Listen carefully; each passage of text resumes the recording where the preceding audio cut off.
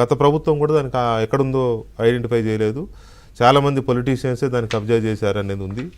Real estate వ్యాపారులు కబ్జా చేశారనేది ఉంది. అసలు ఇప్పుడు యూనివర్సిటీ ఎప్పుడు ఇది నాకు ఇచ్చారు కదా, ఈ 400 ఎకరాలు దీన్ని ప్రొటెక్ట్ చేసుకుందాం అనే ఆలోచన యూనివర్సిటీ వైపు నుంచి కూడా జరిగినట్లేదు కదా.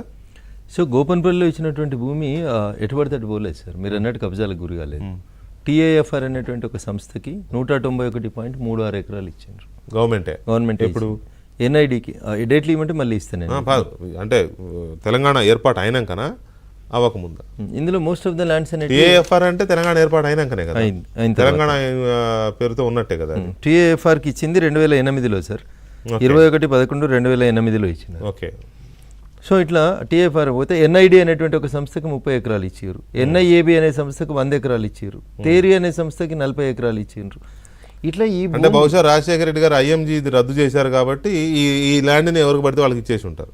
అప్పుడు కొన్ని సంస్థలు పెట్టడానికి అని చెప్పి ఇస్తున్నామని చెప్పి ఎంఆర్ఓ ఆఫీస్కి 5 ఎకరాలు ఇచ్చారు. ఓకే. అది షాప్ ఏర్పాటు కోసం అని దానికి 108 ఎకరాలు ఇచ్చారు.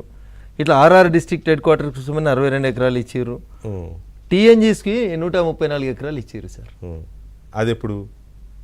ఇదే పంచాయతీ సార్. టీఎన్జీఎస్కి 134 ఎకరాలు ఎక్కడిది? అది 534 ఎకరాలలో 134 ఎకరాలు ఏదైతే యూనివర్సిటీకి ఇవ్వాల్సిన ఉండేనో, ఆ ఇవ్వాల్సిన భూమి ఉండేనో ఆ భూమిని తీసుకుపోయి టీఎన్జీఎస్కి స్థలం ఇచ్చారు సార్. ప్రభుత్వ ఉద్యోగులకు స్థలం కోసం ఇచ్చారు.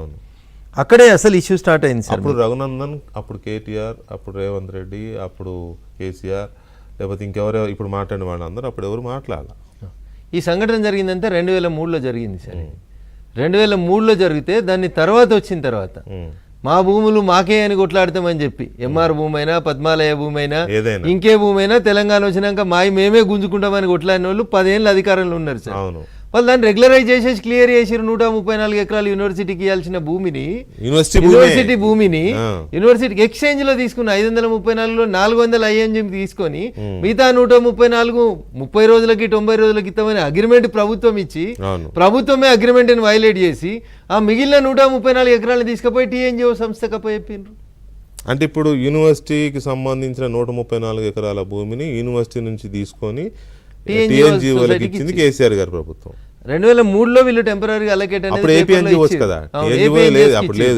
ఏపీఎన్జిఓస్కి ఇచ్చారు. తర్వాత దీన్ని మళ్ళీ తెలంగాణ ప్రభుత్వం వచ్చిన తర్వాత ఇది యూనివర్సిటీది, నేను బాగా చదువుకున్నాను, అమెరికాలో చదువుకొని వచ్చినాను, అసలు మా భూములు కాపాడుకోవాలి కదా, 134 ఎకరాలు వెనకకి ఇచ్చేద్దాం యూనివర్సిటీకి అని ఆలోచించలే, లేదా దీని పక్కన ఆల్టర్నేట్ ల్యాండ్ ఇద్దాం యూనివర్సిటీకి అని కూడా ఆలోచించలే, అట్లీస్ట్ ఒక ఫెన్సింగ్ వేద్దాం, ఒక కాంపౌండ్ వాళ్ళు కడదామని కూడా ఆలోచించలే.